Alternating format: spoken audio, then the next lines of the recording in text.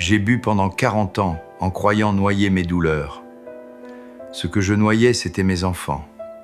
Mon fils m'a regardé dans les yeux hier, Maïl a 60 ans, lui aussi B, et il m'a dit « Nika, papa, tu n'étais jamais là, même quand tu étais assis en face de nous, allez va ». Ce soir, à 89 ans, je comprends enfin ce que j'ai détruit. Je m'appelle Gérard Mousseau. Et si je vous parle ce soir, c'est parce qu'il me reste peut-être assez de lucidité pour dire la vérité. Feu Gérard, une vérité que j'ai passé toute ma vie à éviter. Je suis né en 1935, dans un petit village du Lot-et-Garonne, entre des champs de tournesol et un silence que personne ne cherchait à briser. Mon père était ouvrier agricole. Ma mère cousait des vêtements pour les voisins pour arrondir les fins de mois. Nous n'étions pas pauvres au point de souffrir, non ? Mais nous n'étions pas riches au point de rêver. Nous étions juste là, présents sans vraiment l'être. Mon père, je l'ai vu pleurer une seule fois dans ma vie. C'était le jour où son propre père est mort. Il a pleuré pendant peut-être 30 secondes, puis il s'est levé, il a mis son manteau et il est allé travailler. Il ne m'a jamais expliqué pourquoi. Moi, j'avais 12 ans et j'ai compris sans qu'on me le dise qu'à dans cette maison, les larmes étaient une faiblesse. Les hommes encaissaient. Les hommes se taisaient. Les hommes continuaient. Alors j'ai appris à me taire, moi aussi. À l'école, j'étais ce qu'on appelait un élève discret. Pas brillant, pas turbulent, invisible. Je n'avais pas beaucoup d'amis. Je passais mes après-midi à marcher seul dans les champs, à regarder le ciel changer de couleur, à me demander si je ressentais les choses différemment des autres ou si tout le monde portait ce même poids sans jamais en parler. J'avais 17 ans quand tout a basculé. Pas de manière dramatique, Tello, non. Ça ne se passe jamais vraiment comme dans les films. C'était une fête de village, un samedi de juillet. Il faisait chaud, il y avait de la musique, des lampions accrochés entre les platanes et des garçons qui riaient trop fort pour paraître à l'aise. Quelqu'un m'a tendu un verre de vin rouge, un verre ordinaire, dans une main ordinaire. Et j'ai bu. Je ne saurais pas vous expliquer exactement ce qui s'est passé à l'intérieur de moi à ce moment-là. Ce n'était pas l'ivresse. J'avais à peine bu quelques gorgées. C'était autre chose. C'était comme si, pour la première fois de ma vie, le bruit dans ma tête s'était arrêté. Cette voix intérieure qui me disait en permanence que je n'étais pas assez bien, pas assez fort, pas assez intéressant, elle s'était tue, d'un coup, en silence. J'ai pensé, voilà, c'est ça que les autres ressentent tout le temps. Et j'ai voulu que ça dure. Ce soir-là, je suis rentré chez moi à pied, sous les étoiles, avec la sensation légère que quelque chose venait de changer. Je ne savais pas encore que ce n'était pas un soulagement que j'avais trouvé. C'était une prison. Et j'avais moi-même fermé la porte derrière moi, sans m'en rendre compte. Les années qui ont suivi cette nuit de juillet, je les ai vécues comme beaucoup d'hommes de ma génération. La tête baissée, les mains occupées, le cœur fermé à double tour. À 20 ans, j'ai quitté le village pour aller travailler dans une usine de menuiserie à Bordeaux. C'était un travail dur, physique, répétitif. On découpait du bois de matin jusqu'au soir, dans un bruit de machine qui vous rentrait dans les os. Le soir, les collègues allaient au café. Et moi, j'y allais avec eux, naturellement, sans me poser de questions. C'était comme ça. C'était normal. Personne n'appelait ça un problème. Le vin du vendredi soir est devenu le vin du jeudi. Puis du mercredi, puis de tous les soirs. Mais je travaillais bien. Je n'arrivais jamais en retard. Je ne causais pas de problème. Alors je me disais que tout allait bien, que je contrôlais, que j'avais juste besoin de me détendre après une longue journée. C'est à 26 ans que j'ai rencontré Élise. Elle s'appelait Élise Fournier. Elle travaillait dans une pharmacie, pas loin de l'usine. Je l'avais croisée plusieurs fois sans oser lui parler bled. Elle avait quelque chose de lumineux, une façon de sourire aux gens qui me semblait presque étrangère, comme si elle venait d'un monde où les gens n'avaient pas peur de se montrer heureux.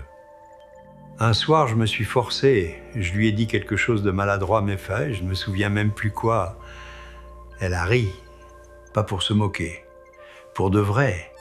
Et ce rire-là, il a fait quelque chose dans ma poitrine que je ne savais nommer à l'époque. Nous nous sommes mariés 18 mois plus tard, un samedi d'octobre. La salle sentait les chrysanthèmes et le vin chaud. Mon père a serré ma main à la fin de la cérémonie des juillet. C'est le seul geste tendre que je me rappelle de lui.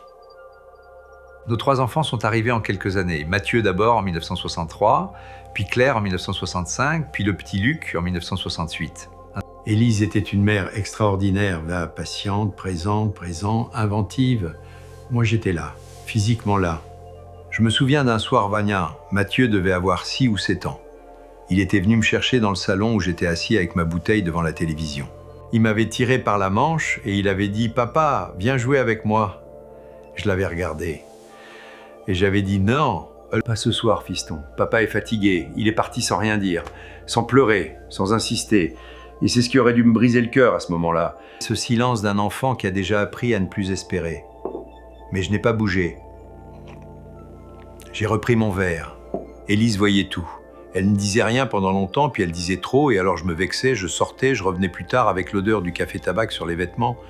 Nous avons eu cette dispute des centaines de fois, avec des mots différents, mais le même silence au bout.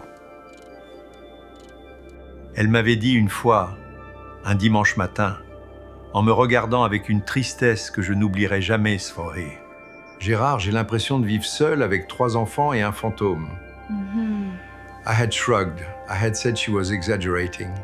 J'avais 52 ans. C'était un mardi matin de novembre, gris et froid, comme tous les matins de novembre dans cette ville.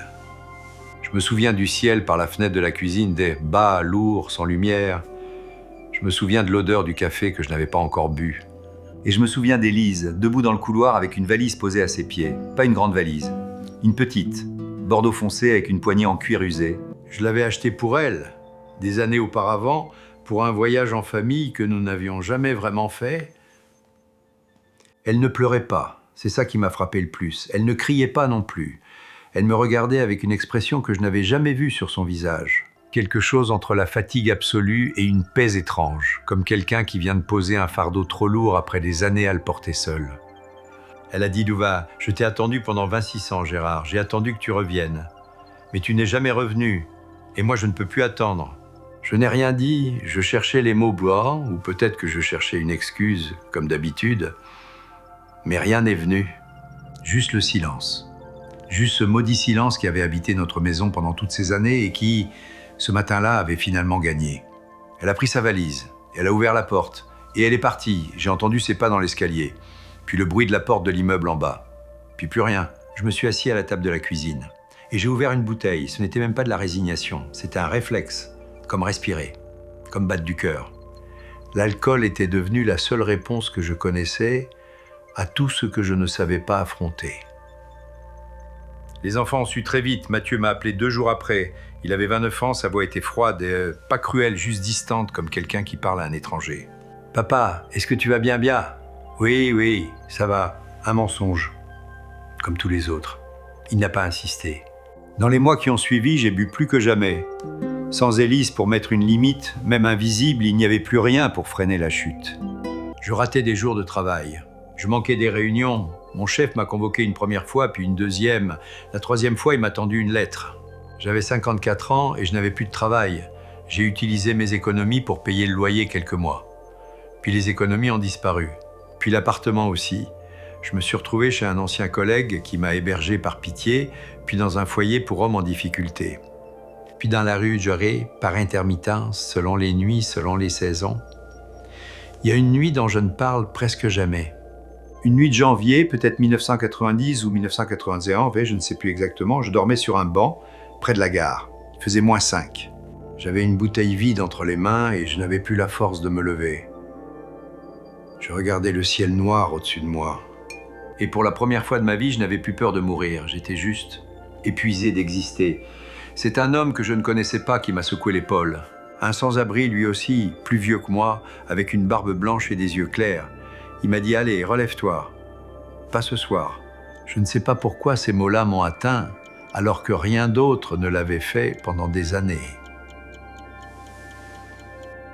Peut-être parce qu'il venait de quelqu'un qui ne me devait rien.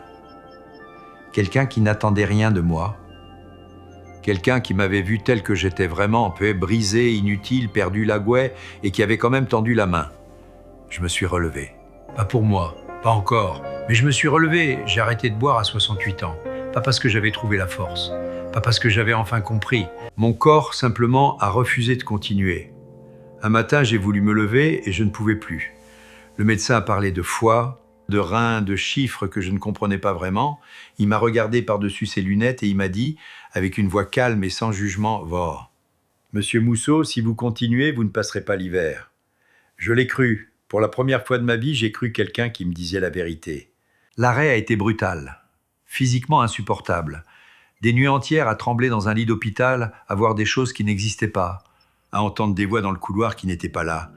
Mon corps se battait contre lui-même, comme s'il ne savait plus comment fonctionner sans le poison qu'il avait habité pendant 40 ans. Mais j'ai tenu. Pas par courage, là, et je vais être honnête là-dessus. Par peur. La peur animale primitive de disparaître avant d'avoir dit quelque chose d'important à quelqu'un. Je ne savais pas encore quoi. Je ne savais pas encore à qui. Mais il y avait en moi, quelque part sous les décombres, une toute petite voix qui disait « pas encore ». Les mois qui ont suivi ont été les plus silencieux de ma vie. Un silence différent de celui de mon enfance. Pas un silence de honte ou d'évitement. Un silence de vide. Comme une pièce dont on aurait vidé tous les meubles et où il faudrait, maintenant, décider quoi mettre à la place. Mes enfants sont revenus progressivement. Prudemment, comme on revient sur les lieux d'un accident pour vérifier qu'il ne reste plus de danger. Claire est venue la première, mais qui est, elle a toujours été la plus gentille des trois. Elle m'a apporté des fruits, elle s'est assise en face de moi, et nous avons parlé de choses légères pendant 1 heure. Rien d'important. Juste 2 personnes qui apprenaient à se regarder sans la brume entre elles. Luc est venu ensuite. Il était devenu médecin Ferrand, ce qui m'a fait sourire et mal à la fois, parce que je me suis demandé si ce choix avait quelque chose à voir Zita. Avec les années où il m'avait regardé me détruire sans pouvoir faire quoi que ce soit. Et puis Mathieu. Mathieu est venu en dernier. C'est lui qui me ressemble le plus. Le même front large, les mêmes mains longues. La même façon de regarder ailleurs quand quelque chose nous touche trop fort. Il a frappé à ma porte un dimanche après-midi de printemps, ici à la maison de retraite, avec une veste beige et les cheveux gris aux tempes. Il avait 60 ans. Mon fils avait 60 ans et je n'avais pas vu la moitié de sa vie. Il s'est assis. Nous avons bu du thé. Et pendant un long moment, nous n'avons rien dit. C'est lui qui a parlé le premier. Sa voix était calme, pas froide, pas en colère. Juste calme, calme. Papa, je veux que tu saches quelque chose. Enfant, je n'avais pas peur de toi. J'avais peur pour toi. Chaque matin, je me levais en me demandant si tu serais encore là. Et cette peur-là, elle ne m'a jamais vraiment quitté, même adulte. Même aujourd'hui. Je n'ai pas pu répondre. Ma gorge s'est fermée d'un coup, comme une porte claquée par le vent. J'ai senti mes yeux brûler. Ces larmes que j'avais retenues depuis l'enfance, depuis le jour où j'avais vu mon père pleurer 30 secondes avant de remettre son manteau et de partir travailler. Cette fois, je n'ai pas retenu, j'ai pleuré devant mon fils, sans honte. Pour la première fois de mes 89 ans, j'ai pleuré devant quelqu'un sans chercher à me lever et à partir. Et Mathieu pas, mon fils que j'avais abandonné des centaines de fois sans bouger de mon fauteuil d'oreille, il a posé sa main sur la mienne. Et il est resté. Alors ce soir, si vous m'écoutez d'art, et je ne sais pas qui vous êtes, je ne sais pas où vous en êtes dans votre vivlet, je voudrais vous dire une seule chose. Pas une leçon, pas un conseil de vieux monsieur qui a tout compris trop tard, juste une vérité que j'aurais voulu entendre à 30 ans, à 40, à 50. Les gens que vous aimez n'ont pas besoin de vos réussites.